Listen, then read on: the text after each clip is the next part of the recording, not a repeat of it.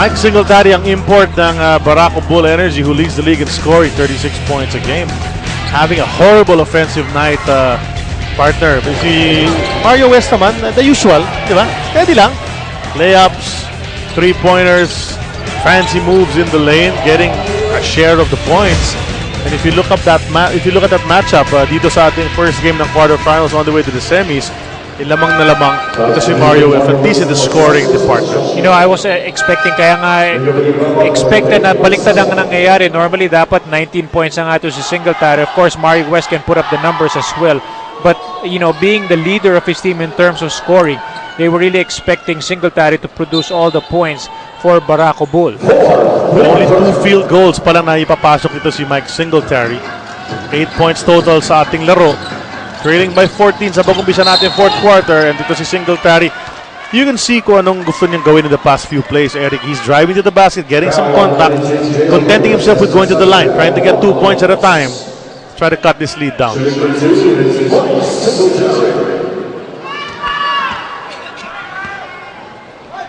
Unang free throw ni Singletary, it's too strong, bounces out. Rebound a while ago. Ito si J.R. Reyes. That's a Rexona power rebound brought to us by Rexona Men with 50% more long-lasting protection, so you can do more. And J.R. Reyes just got that rebound once again. 0 for 2 from the line para dito kay Singletary. That's not gonna help. You know, that's really not gonna help, especially on, you know, giving him back his confidence in the game. Dillinger decides to go into the lane. Supalpal naman ni Enrico Villanueva. This guy sat out the entire third quarter. Hindi pinasok yan si Enrico. It was Dave Marcelo who got the bulk of the minutes. Enrico in the lane. Kicks it out to Jensen. He'll go baseline. Tried to pass it over. Gets it over to Macapagal. 10 seconds to go. But Mario F takes it away. What's he gonna do? Ito si Jensen. Hinabol na lang siya. And sumenyaf ng ating mga referees. Advantage foul ang itatawag ng ating mga referees on that play. Keith Jensen, you knew what he wanted to do para lang pigilin yung pass break He wanted to really foul. But yun na nga yung problema. Hindi na niya mahabol itong si Mario West because sobrang bilis na nga. So yung kung ano na lang yung maabot niya, yun na nga, yun na lang yung pinawal niya. He wasn't really going for the ball anymore. Bewang. So advantage foul. What does that mean? Couple of free throws. Tapos ball possession. Although nagbintis ang unang free throw nito si Mario West. Nobody scored yet here in the fourth and final quarter. Only not even a minute gone by.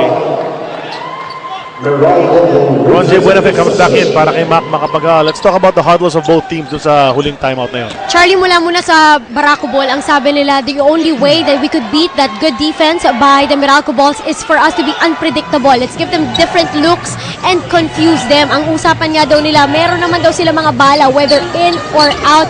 They just have to maximize everybody by having everybody touch that leather. Samantala para sa Meralco Bulls, hindi lang talaga malakas maglaro. Itong si Mario West, malakas din ang boses bago magsimula ang fourth quarter.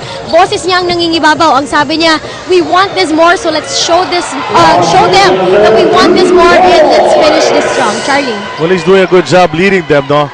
Pero nakatref dun si Ron J. Buenafe from the corner. 20 points in the game para sa kanya.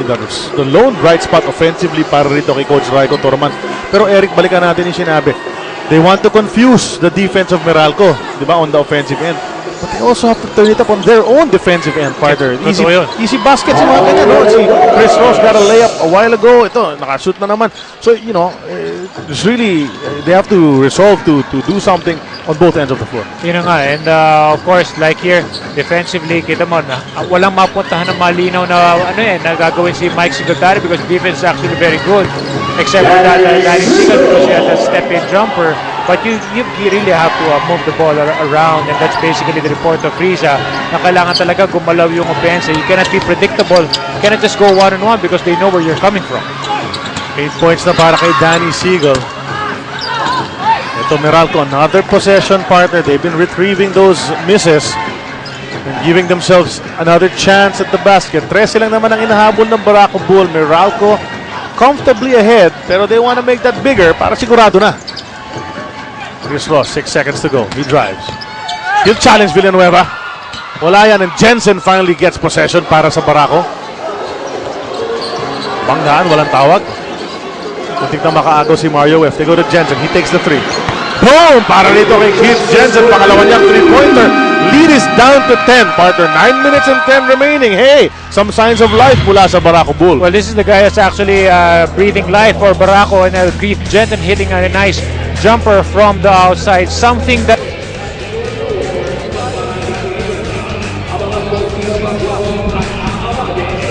Meralco Bolts, napatawag ng timeout. Ang ganda ng scoring nila overall. There are lots of guys contributing, pero 10 na lang ang lamang nila, 71-61. well, everyone is actually contributing for Meralco. Wala pa nga dyan yung contribution ni Mark Cortez, who's actually not in the game anymore. Pero kung gumawa rin si Mike Cortez, so there's actually a lot of players coming off the bench contributing to the Meralco cause. Well, Mike Cortez, just to update everyone, if you just tuned in, ito si Mike Cortez, nasiko ni Singletary at the second quarter. So he had to go to the hospital to get stitched up sa mukha niya. May 1.5 inch na cut na kailangan talagang itahi. So he's not gonna come back in this ball game. And his team has been up, leading for most of this ball game. Ngunit 10 na lang ang lamang nila. That's the low if it's been in a long time. Hugnatan rin Villanueva, nagtawan na lang yung mga warriors that they are, no? Sakit na ng tama, nasiko sa mukha, tawa lang sila. Sanay na yung dalawang yan because they're both very physical under the basket. Ross. So Mario West, JC Intal with the unenviable task of trying to contain ito si Mario West. The spin. Leaning towards the basket, wala yan. Keeps it alive! Yan ang sinasabi ko, partner, yung energy level nga, the hustle to get that ball back.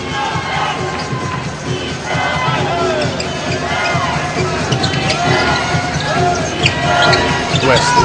Susubukan ng depensa nito si Intal on the spin. Nowhere to go. Cracks his pivot foot. That's a traveling violation. So, wow, pwedeng gawing single digits ng Barako Bull ito with still 8:20 remaining. A long way to go with only 10 points down itong Barako. Still a long way to go. Nakakuha ng drive to the basket si Enrico with that nice pass from Singletary. So Enrico will go to the line para for dalawang free throw. And a while ago, nakita niyo si Coach Ryan Gregorio. You know, you can't help but think what's going through his mind. You know, this has happened before. Nahabol sila ng Barako Bull in the elimination round. They went down to defeat by 1 single point. And I'm sure naiisip na yun. Unang free throw ni Enrico bounces out. Fast break a while ago. Well, earlier, the first half, Mike Cortez goes over to Cliff Hodge for the lay-in. That was a Kawasaki rousing fast break brought to us by Rouser 135 by Kawasaki. Ralph the Rider in you. 2 misses and a power rebound. Kalawit type mula dito kay John Wilson. He loves doing that. Pero another player is actually simple lang. Kung kumilos si John Wilson, but very effective. You know, kahit pag ganun-ganun lang yung kanyang rebound, he gets a lot of things done for Coach Ryan Gregorio. 8 points in the ball game as well para sa kanya. And Enrico Villanueva, frustration foul after missing yung dalawang free throws. Nakaagaw si Ron J. Buenafe. It's a foot race. Buenafe, Wilson. Buenafe falls. Foul on John Wilson. Dalawang free throws para kay Ryan Buenafe. Ang ating referee, emphatically calling that minonstra pa kung nangyari. That's referee Peter Balaw. Pero John Wilson already with 6 fouls. Good defensive stop and steal there by Ron J. Buenafe. Pero this is sayang rin yung laro dito ni John Wilson because he already fouled out with still 7 minutes and 58 seconds left here in the fourth. I would say that's a significant loss para kay Coach Ryan Gregorio. Well, dalawa na yung mawawala sa kanyang importante player. Of course, si Mike Cortez and ngayon naman si John Wilson. So, this is one way wherein Barako can get back in this game. They just take free throws the whole time. You're actually cutting down the lead without the shot clock or the game clock moving. And pasok na yung free throw, yung unang free throw nitong si Ron J. Buenafe. Missing the second, but the lead is just 9. Single digits yan. Kanina pang double figures yan. And now with 7:52 remaining, they've broken that 10-point barrier. Chris Ross to Hugnatan. To Sunday for 3. Mintis pa rin Enrico Villanueva. Power rebound. Up ahead to JC Intal. Hindi na nagmamadali itong Barako. Pero Mario West yung depensa. Sees Hugnatan on the other side. He'll go up strong and lay it in over the outstretched hands dito sa Enrico Villanueva. At kanan ang ginamit, partner, nung lefty. Well, nandun kasi nakita niyo si Enrico Villanueva, so ginamit niya. He's coming in from the right side. He needed to use that right hand to protect that ball instead of it getting blocked by Enrico. Balik sa 11, itong lamang ng Meralco. Intal, nahirapan maghanap ng teammate. Ito si Singletary, go to Seagull. Seagull will make his move. The low dribble to the basket. Draws the foul. He'll go to the line para sa dalawa. 7:01 natitira dito sa ating fourth and final quarter. Win or go home ang Barako Bull. Itong Meralco, kung sakasakaling mahabol o matalo sila rito, they have another game that they're gonna play. That's gonna be on Friday. Even malaking bagay talaga dito na matapos na to ng Meralco Bulls because you don't want to play Barako on Friday. And actually I was looking at the stats here, Charlie. 16 out of 24 prior to that first free throw of Danny Siegel. So they have missed 9 free throws already so far. And malaking bagay yan because sayang they're actually being given a lot of free throws in this game. Oportunidad ka na ipababa yung lamang, no? Tapos you're missing from that line. So the lead is now at double figures. It's 10. Reach in itong si Enrico Villanueva. Tinawag ng ating referee. That's referee Noel Kilingen. 14 seconds on the shot clock. Fourth team foul. So one more, they'll be in penalty. Actually, both teams the same situation. Ross, inaantay na lobas ito si Mario West. He finally gets the ball to West. West, dumiskarte. Hindi ko na malaman talaga kung anong gagawin ni Mario West. So unpredictable. He'll go step back, he'll go spin. You know, if you're gonna defend Mario West, it's really so tough. It's a tough assignment right now for JC and Todd. 12-point lead. Siegel off this dribble. Napasa pa niya kay Enrico. Walang lumalapit kay Enrico. Singletary gets it. 6 seconds to go. Singletary on the drive. He takes it. Offensive foul ang tinawag kontra kay Singletary. He just gives the referee a look. He gives the referee a look as he walks down the court. Bagsak na naman si Cliff Hodge. 5 fouls already for Singletary. Delikado yan because still 6 minutes left. You know, a tough night for Singletary. Couldn't get his game going offensively. Tapos meron pa siyang 5 fouls. This could be the lowest scoring output itong si Singletary in the entire tournament. He hasn't broken double digits yet, Eric. Keith Jensen pumasok para kay JC Intag. Siya naman ang babantay rito. Susubukan bantayan ito si Mario West. Mario West, nagpapa-clear out eh. I'll challenge this guy. Dribble. Kick to Sunday. Wala pang tres yan si Sunday sa game na to. Ngayon, Answers you, Charlie. meron na, partner. And what a time for it to come. You know, nakahabol ang Barako. Down to 9 ang lamang nitong Meralco Bulls. And just like that, it's back to 15, 78-63. And itong si Sunday just kept shooting. Finally gets one from Rainbow Country.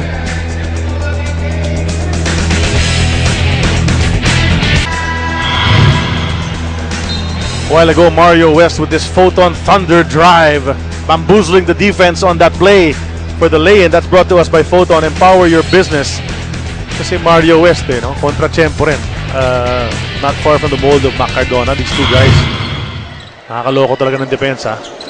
And another basket by Mario West. Let's turn it over to Riza Diaz with the report on the Meralco Bulls. Charlie, nakangiti na si Coach Orion nung kanilang huling huddle. Ang sabi lang niya, pakagating pa natin yung depensa. Again, no open shots, not even second chances for the Barako Bull, and they are fine. Si Mario West ang actually medyo galit nun. Ang sabi nga niya, the Barako Bull had the run of their own. Now it's our turn. SSS. Doon natapos. Charlie? Galit pa si Mario West sa lagay na yun. Ganda na ng laro niya dito. Nakakashoot naman siya ng madali. Pero ganun ka-intense itong mabang. Well, that's actually the reason why Meralco is up in this game. Aside from playing great defense, you know, they kept their intensity up from the start to up to this point of the game so far. But pinakita nga, you know, habang nagre-report nga si Risa, nakita mo, may sumusupalpal pa dun sa likod ng Singletary. He's actually off already. Nahirapan na talaga siyang to get going. And yet, itong Meralco, walang humbay na hinahabol pa rin yung bola dito kay Singletary whenever he attempts. And si Mrs. Singletary, di ba? Watching here, and you know, this could be the last game of her husband, at least for this year. With 5:18 remaining, alam mo, nasabi nga kanina, when Risa said not to give any easy shots, yun na nga. Supalpal mula sa likod, as we see ito si Mario West, nakakuha na naman ng dalawa. Di ba? Itong si Singletary, kala mo okay na, subalpal from the back. Although a foul was called, no easy shots talaga. You know, ang hirap talaga ni actually Mario West, he saw the middle of the lane open. He went straight na kahit meron pa siyang hard bump from Enrico, he was still able to finish that shot. Hindi lang na kompleto yung 3-point play opportunity. Pero nakita mo yung replay na yun, meron pang ninja kick eh. Yan, buti walang defender na nandun. May sumasaludo para sa bench. Si Mac Macardona, Mac sumasaludo Macardona. sa kanya. Ito si Danny Siegel. Nice fake pero wala yan. Enrico trying to keep it alive. The nice feed to Danny. Gets the basket. But it's nullified offensive foul. At ito, galit na galit si Danny Siegel. And he's very frustrated. Frustration yan, partner, dahil nakakuha na nga ng basket after several attempts and na-nullify. Tapos natawagan pa ng offensive. So it's actually very tough. Actually tough for Danny Siegel. Hindi na talaga matanggap yun because it actually looked that he was able to finish that shot already pero may natawag yung referee. Mario West, the right guy to be handling the ball. If you're Meralco, he goes to Sunday Salvacion. Oy, nagmintis ang layup ni Sunday. Ang ganda na ng drive niya to the basket. We hardly see that from Sunday Salvacion. Siegel to the basket, lefty layup, wala. Follow up, no way once again. And wow, itong offensive efficiency or deficiency ng Barako Bull. Grabe sa buong laro na to. And you know, I said you could credit the Meralco defense as you've been doing kanina pa, Eric. Bilib na bilib tayo sa depensa ng Meralco. Ngunit may mga baskets talaga that kahit wala doon ang depensa ng Meralco, nagmimitis pa rin ng Barako. Parang they're waiting for someone to go for the block. Diba? Parang, asan yung defender, diba? Napapaisip sila eh. Pero, you know, on the other hand, like tingnan natin yung last play nila, Mario West actually made it look so easy because he found Reynel Hognatan under the basket. At dun sa play na yun, titira na lang ng tres si Mike Singletary. He loses the ball on the way up. I don't think anybody hit it. It just slipped out of his hands and wow. Talagang in shambles na ang opensa nitong Barako Bull. Down by 18. They had brought it down to 9, partner. Pero quickly, Meralco nakabawi. 2 3-point plays, brought it up to 15 once again. And now it's up to 18 points with 3 minutes and 33 seconds remaining here in what looks like could be the final ball game of Barako Bull para rito sa ating Governor's Cup.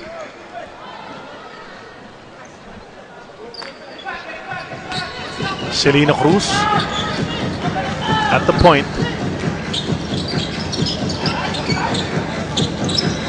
Keith Jensen to Ron J. Buenafe rather.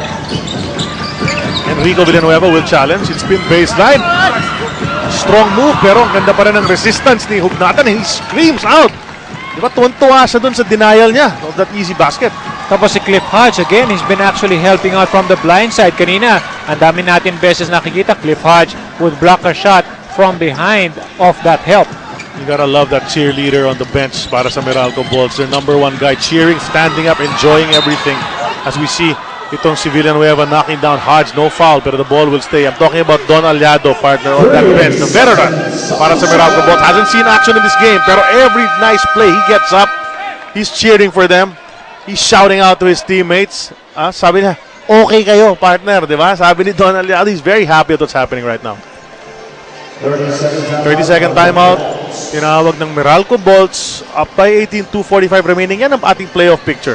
Well, yun makikita natin so far from the looks of this game, it looks like Meralco will advance and makakatapat niya yung mananalo ng San Mig Coffee and Alaska. If ever nga makakadalawa dito ang Alaska, then that's going to be a different story. But right now, of course, San Mig Coffee will have to take advantage of that twice to beat thing, or advantage na kailangan nga niya talunin na ang Alaska. On the other hand, right now, it's still Petron and Ginebra, and the rest of the quarterfinal series will go on. Kaya talagang dikdikan ang laban dito sa ating quarterfinal round. Those who have that twice to beat advantage so far, Meralco, taking advantage of it, playing with a lot of intensity in this game, making sure na talagang even with still 2 minutes and 45 seconds left, sinisigurado na ng Meralco Boss dito na talagang makukuha nila itong larong to. 3-point attempt mula kay Cliff Hodge. Tumama pa ng ring yun. Almost went in. Here's Mike Singletary. He'll stop and pop from 3. That's short. Rebound. Who's gonna get it? Sunday Salvacion. Calls a timeout bago lumabas. Ngunit hindi na pinayagan ng ating baseline referee sapagkat umabak na pala siya sa baseline. And nice effort mula kay Sunday. He gets up with a sheepish smile on his face. Everyone at the bench of Meralco was like cracking up right there. Kasi nga, yung pag-save ni Sunday Salvacion ng bola, he tried to call that timeout but wala, hindi na nakuha, to be able to call it at the right moment. And that's something you can do when you kind of have this ball game wrapped up already. Pwede kang tumawa Diba? At hindi magagalit sa yung mga coaching staff dahil okay lang. Dahil 16-point lead, 2 minutes and 14. Although, you know, anything can happen, but itong Barako talaga, yung offense just hasn't been in sync all game long. And Meralco's just trying to waste the time away, Eric, dahil nga, time is on their side. Last 2 minutes, narinig din nyo yung ating venue announcer. And Cliff Hodge missing that tip-in on the Mario West miss. Ito si Buenafe. Punta kay Mike Singletary. 9 points pa lang para kay Singletary. Averaging 36 points. Bago sa larong ito, nagmintis sa loob si Enrico Villanueva. Tumayo na lang doon si Mario West. No? It's actually tough night for Barako in this game. Cliff Hodge putting the exclamation point on this victory. Pass ahead, and there's the guy, Don Aliado, with that big smile. You know, does he get to play in this ball game? Pero very animated dun sa bench. Nakikita natin kanina ba, panayang palakpak. Ito si big man Don Aliado. High-fiving and hugging his coach Ryan Gregorio as we see Enrico Villanueva offensive rebound. Singletary might not break into double digits. Let's see. Celino hesitating, missing that 3-point attempt. Enrico saves it to Celino. 16-foot jumper. Wala pa rin, partner. Bakbakan sa rebound, and Jensen tuloy-tuloy pa rin ang laban ni Keith Jensen. Some contact, the lob, slamming it home. Cliff Hodge, showtime. Oo, tapos binangga pa nito si Mario West. Ano, iba na mag-celebrate mga player ngayon. Ang ganda na ng ginawa mo, tapos babanggain ka pa o babatukan ka pa. Ganun ang mga celebration nowadays. A 20-point lead for Meralco, and what a convincing victory para sa Meralco. You know, they didn't allow Barako to come back. As we said kanina, merong history itong dalawang koponan na ito. Earlier in the conference, Meralco led by as much as 18 points, pero Barako Bull won by 1 at the end, catching up middle of the fourth quarter. At hindi na pumayag itong Meralco na well, they made sure, and something that Coach Ryan did and the rest of the coaching staff of Meralco, they really made sure that that comeback of Barako will never happen. They played consistent, tough defense from start to finish. James Sena gets his first action para dito sa Meralco Bolts after coming over from the Air 21 Express. With the last 45.9 remaining, si Timberlake yung pinasok na rin. Timberlake started a few ball games para dito sa Meralco, but that was prior to Mike Cortez coming over. So Meralco will advance to the Final Four for the first time in its history as the Meralco Bolts, because yung huling nag-semi sila, 6-team semis yun eh. So ngayon, andyan na sila, and they'll be the first to claim a slot as Buenafe takes that 3 and misses.